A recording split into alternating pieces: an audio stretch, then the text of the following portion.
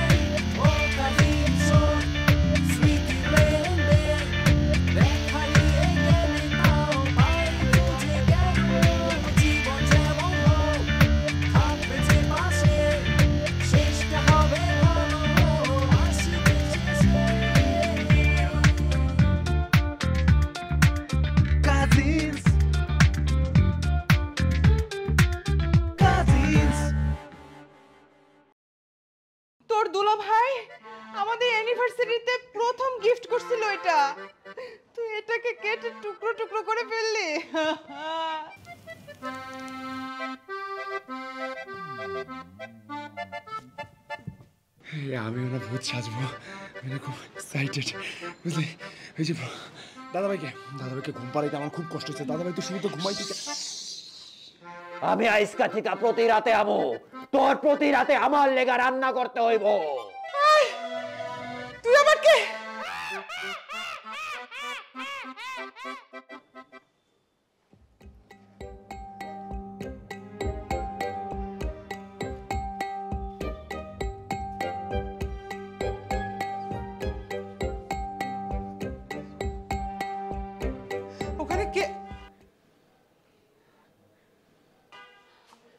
আপা আপনি এত রাতে কিচেনে কি করেন? এই তো মানে হঠাৎ করে একটা নতুন রেসিপি মাথায় আসছিল সেই জন্যই আর কি আসছিলাম। এত রাতে আপনি ঘুমাতে যান? হ্যাঁ যাবো তো, ঘুমাবো। আপনি এখানে কি করছেন? আমি মানে এই যে দরজা জানলাগুলো চেক করতে আসলাম, অনেক রাত হচ্ছে না, আপনি যান, ঘুমাতে যান। আমি যাব তো, আপনি আগে যান একটু। আমি যাচ্ছি।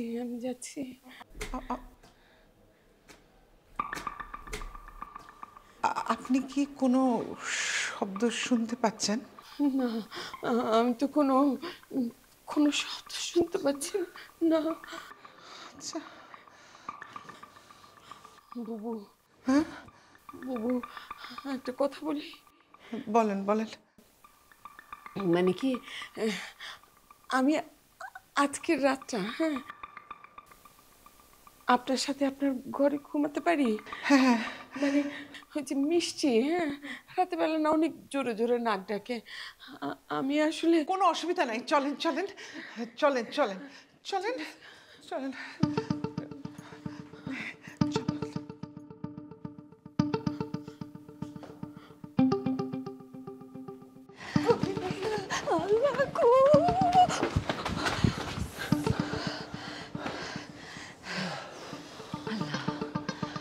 একটুর জন্য শেষ হয়ে যেতাম। তোর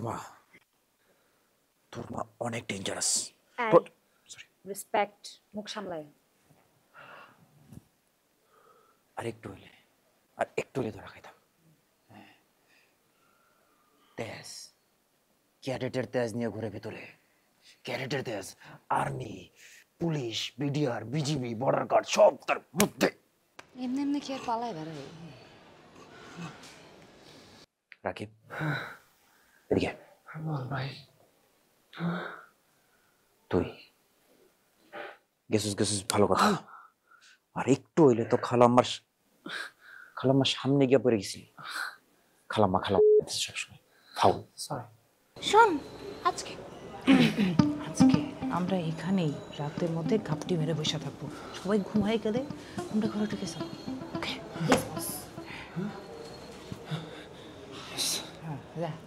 তুই আবার ওই কোনো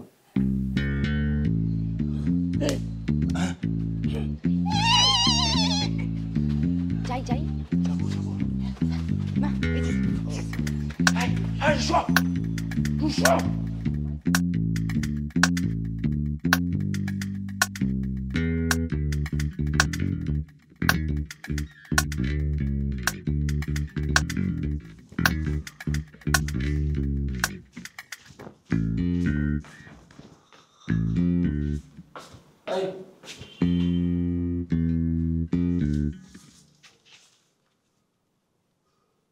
কোথায় যাচ্ছিস সেভাবে?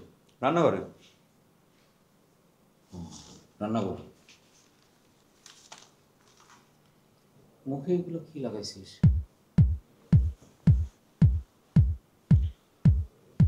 ওই মানে কাহিনী হয়েছে কি দাদা ভাই, বুঝছো, মানে কালকে রাতে একবার হচ্ছে যে মানে যেটা হয়েছে কালকে রাতে, হ্যাঁ, ওই আমি একটু মানে আটা নিছিলাম, হচ্ছে একটা নতুন ক্যারেক্টার ভাবছি যে আসলে এটা প্র্যাকটিসের মতো করা দরকার, একটা নতুন ক্যারেক্টার, এটা প্র্যাকটিস করা দরকার, বুঝছো।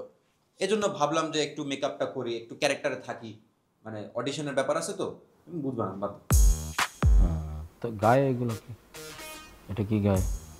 এটা এটা হচ্ছে ধরো ওই ক্যারেক্টারটারই যে কস্টিউমটা ইলিয়ানা দিতে পারেনি, তো আমি ভাবছি কি যে আমি নিজে এরকম সাদা একটা ম্যানেজ করে মানে ক্যারেক্টারের সাথে ঘুমাইতে হয় তো দাদা, বুঝছো, মেথডের একটা ব্যাপার আছে। আচ্ছা, ক্যারেক্টারের সাথে ঘুমাইতে হয়, মেথডের একটা ব্যাপার আছে, এটা আমি বুঝবো না, তাই তো? অন্য কিছু না তো? না তো এই মুখে এটা মাইখিয়া গায়ে এটাতে কি কি বুঝাইতে চাইছিস? না হয়েছে কি যে দেখো, একটা চরিত্র ফুটায় তুলতে হইলে মানে চরিত্রটা কি সেটা? মানে একটা গ্রামে দুইটা মহিলা থাকে, তো ওই দুই মহিলা হচ্ছে গিয়ে ওই গ্রামের এক জঙ্গলের মধ্যে যায়, পরে তারা হচ্ছে একটা ভূত দেখতে পায়, ওই যে ভূতটা সেটা হচ্ছে আমি, বুঝবা না, স্টোরি টেলারদের ব্যাপার স্যাপার মাথায় থাকে। সত্যিটা বল। সত্যিটা বলে ফেল। সত্যিটা যদি না বলিস তাহলে কিন্তু সত্যিটা আমি বের করব। তোরা কি ভাবিস? হ্যাঁ, আমি কিচ্ছু বুঝি না? আরে তোদের এই চোখ দেখে আমি বুঝতে পারি তোরা যে কি পরিমাণ বজ্জাত, তোদের মাথার মধ্যে কি চলতেছে। হ্যাঁ, সত্যিটা বল, নাহলে কিন্তু ঘাট ধরে বের করে দিব, এক্ষুনি বের করে দিব আমার বাড়ি থেকে। বল।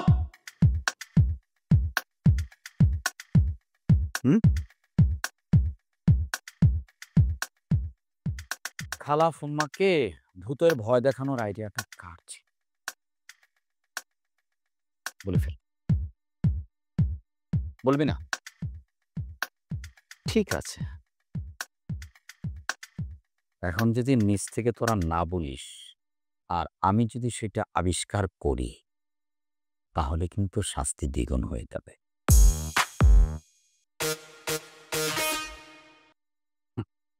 আমি জানতাম না। তাহলে এটা তোরই আইডিয়া ছিল না?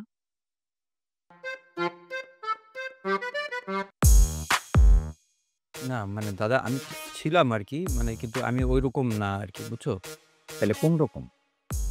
মানে দাদা বলতেছি কি আইডিয়াটা বেসিক্যালি রাকিবের। রাকিবের না? রাকিব কোথায়? রাকিব তো আছে। রাকিব রাকিব রাকিব রাকিব। আচ্ছা, এই জন্যই তো বলি রাকিব কেন আমার সাথে রাতে ঘুমাতে গেল আর সকালবেলা দেখি আমার কানের ভিতরে তুলা। তাহলে না না, রাকিব একা না। তাহলে তোরা সব বান্দর একসাথে প্ল্যান করে এটা করছিস। হুম, ঠিক আছে। রাকিব, হাই রাকিব। রাকিব পালাইছে মনে হয় দাদা, ওই যে রাতে তোড়ল দিছে না তোমার সাথে, পালাইছে না? ঠিক আছে, কোনো অসুবিধা নেই। রাকিব আসুক, শাস্তি ঠিকই দেবো। আচ্ছা, তোদের কি মানে এইটুক বুদ্ধি এখনো হয় নাই? ফুম্মা খালা বয়স্ক মানুষ, তোরা যে ভূতের ভয় দেখাইতে গেলি, ওনারা হার্ট অ্যাটাক করতে পারতো, ওনারা যে কোনো ধরনের একটা অ্যাক্সিডেন্ট হইতে পারতো, তখন কি হতো? হ্যাঁ, এখানে তো এবারটা তো আমার না, আমার কাছে তো ওনারা আসছে, এই দায়িত্ব কে নিত? হ্যাঁ, এটা আর কি তুমি এটা কি দাদা ভাই, আমরা তো তোমার ভালোর জন্যই। ও আমার খালা হচ্ছে খালি ঝগড়া করে এই জন্য আর কি। হ্যাঁ, তার মানে তোরা ভূতের ভয় দেখাইছিস, ওনাদের ঝগড়া এখন মিটে গেছে, ওনারা এক প্লেটে বসে খাচ্ছে এখন, না? বাহ, কি চমৎকার। ঠিক আছে, কোনো অসুবিধা নেই। তোদের বিচার আমি করব, কিন্তু তার আগে ফুম্মা খালাকে গিয়ে তোরা মাপ চাইবি, ঠিক আছে? আর তোরা কি ভাবছিস রাকিব আসুক তারপরে তোদের শাস্তি এনে হবে? যদি দেখি যে ফুম্মা খালা এখনো ওই ভয়ে আছে, এখনো ট্রমাতে আছে, তাইলে কিন্তু তোদেরকে এই বাড়িতে আর এক মুহূর্ত থাকতে দেব না। এ নেকা ওয়ারেক্টিং এর দিব্যা কোথায় যাও আমরা? জাহান্নামে যাবি। কই কই যাবো কই যাবো?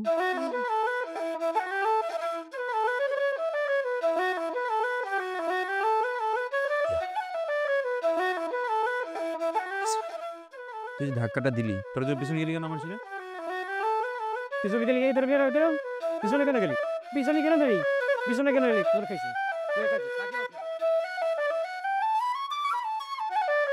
ইগো, সব সময় তো আমি নিজের রান্নাই খাই। আজকে আপনি রান্না করেন, আমি আয়েশ করে খাই। আর তাছাড়া আন্দুরও তো ইচ্ছে করে, তাই না, ওর পুকুর হাতে রান্না খেতে। না না আপা, আপনার রান্নার যে সুখ্যাতি, সেখানে তো আমি চুনোপুটি। রান্নাঘরটা আপনার ডিপার্টমেন্ট। আর আপনার রান্নার কিন্তু আলাদা একটা ঘ্রাণ আছে, একদম ব্রাজিলিয়ান আফ্রিকান একটা ঘ্রাণ, মনটা ভরে যায়।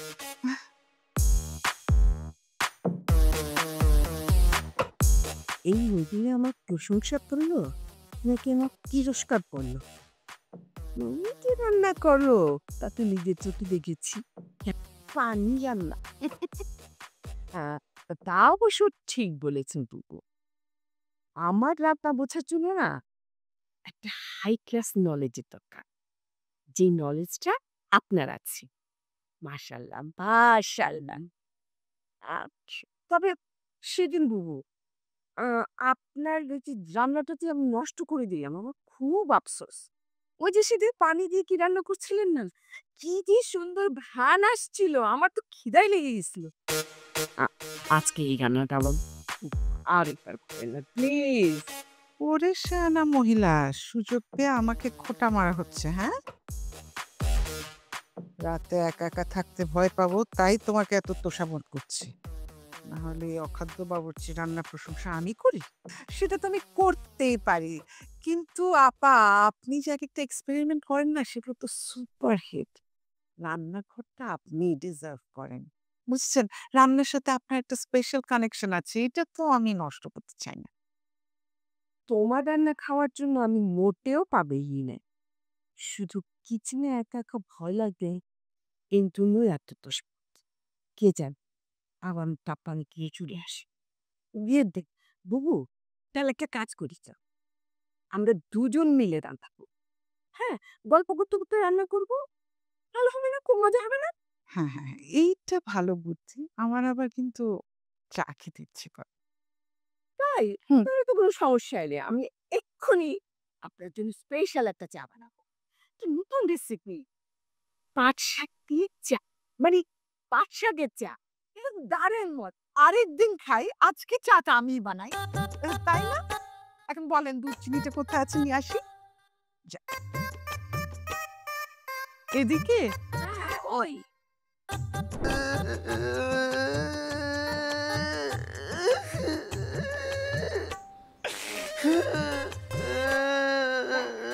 আমি নাকি ওভার অ্যাক্টিং করি?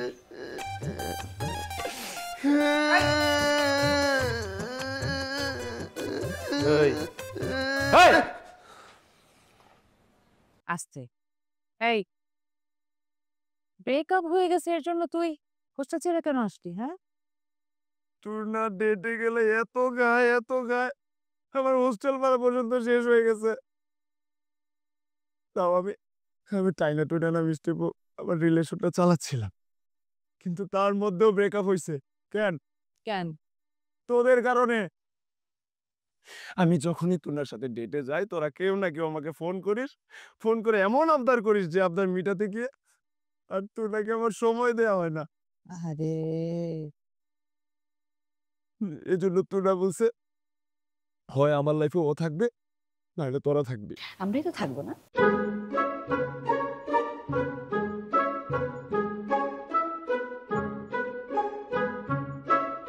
রাকিব, রাকিব বল। I'm proud of you. I'm proud of you, Rakib. আমি জানতাম তুই একটু বলদ হইলো, তুই নীতিতে অটল। আমি জানতাম ইউ উইল নো।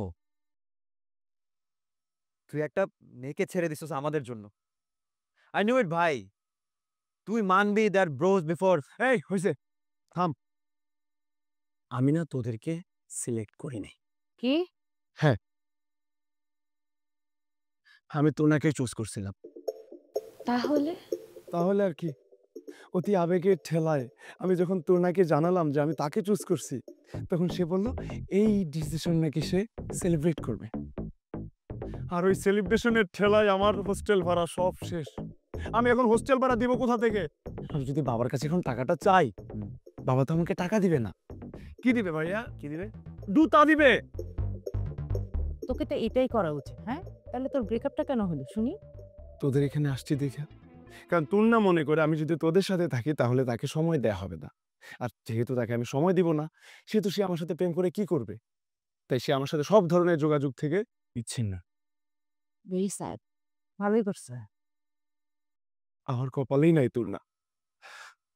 যাগা, যেহেতু তোদের কারণে আমার এই অবস্থা, তাই আমার থাকা, খাওয়া, হাত খরচ, পকেট খরচ যা যা আছে সবকিছু তোরা দেখবি। আমরা এদিকে আঙ্গুল করে কেন? ব্রো, তোমার জন্য আলাদা কাজ আছে। দাদা ভাইকে কিভাবে ম্যানেজ করবা সেটা তুমি জানো, ঠিক আছে?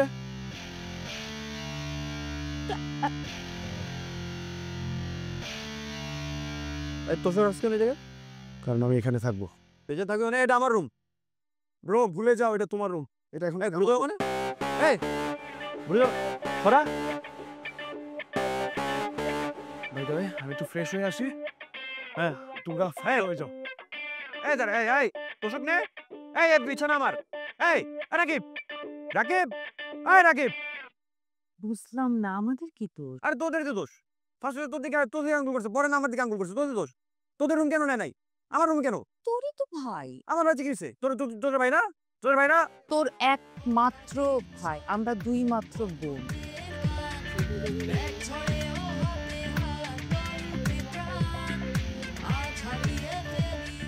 দাদা ভাই আসুক, তোদের কথা আমি এমন ভাবে বিচার দিব। এই জানি কেন আবার করতেছে।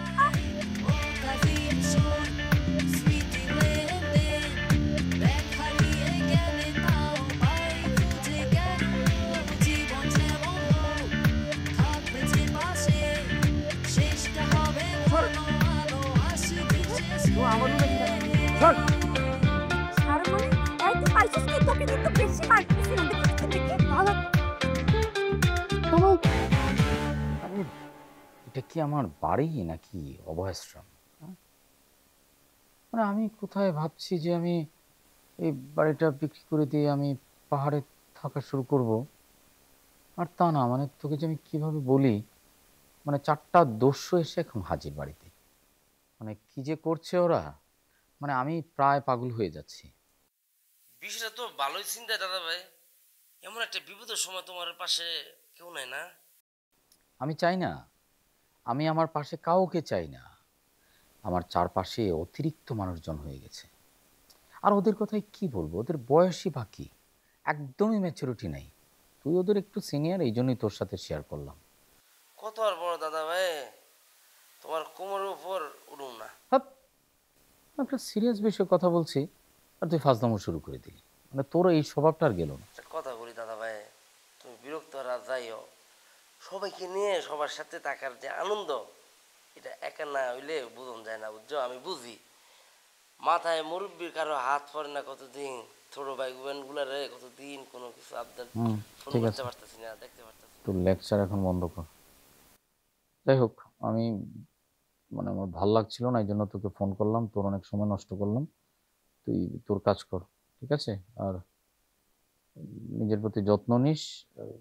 আর চলে আয়, যদি খারাপ লাগে বেশি চলে আসিস, ঠিক আছে? আমি তো আছি এখনো না। আচ্ছা ঠিক আছে ভাই, তাহলে হ্যাঁ আমি কামে গেলাম।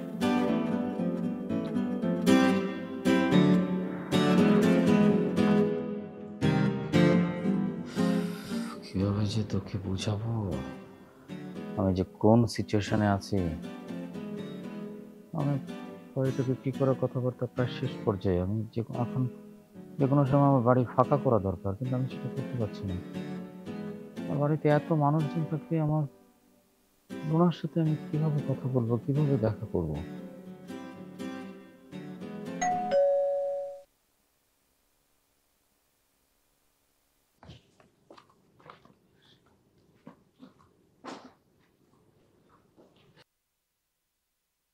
আসসালামু আলাইকুম স্যার।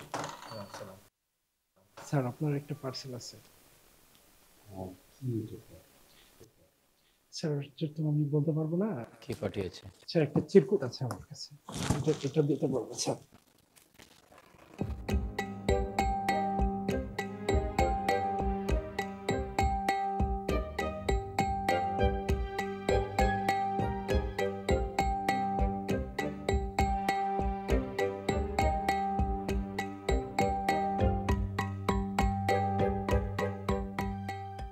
প্রিয় আন্দু, আমি জানি আমাদের না হওয়া সংসারের ওভেনটা নষ্ট হয়ে গেছে, তাই একটা নতুন ওভেন পাঠালাম তোমার জন্য।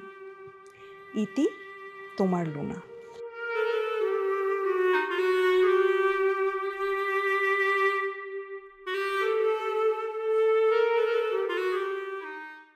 ব্রো, এই ডেইলি সোপের মতো তো কেন যাচ্ছিস কেন? হ্যাঁ, যা বলবি ডাইরেক্ট বল না। আরে ভাই, ভয় তো আছি আমি, তোরা কেউ তোর দাদা ভাইয়ের কানের মধ্যে তুলা গুজে দিস নাই। তোরা যে পানিশমেন্ট পাবি তার 3 ডাবল পাবো আমি। আমি ভেবেছিলাম তুমি আমার উপর অনেক রাগ করেছো, তুমি আমার সাথে কল্পনায় কোনো সময় দেখাই করবে না, কিন্তু তুমি সেটা না করে তুমি আমার জন্য একটা ওভেন পাঠিয়ে দিয়েছো। আমাকে পাগল করে দিছি। আরে কি যাচ্ছিস না কেন?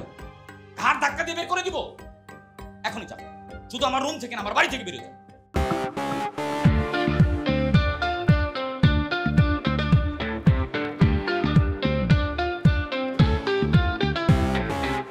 চোরাশিতে ভাসি, বালির ঘর বাঁধি, স্বপ্নের ফেরিওয়ালাটা দিয়ে যায়।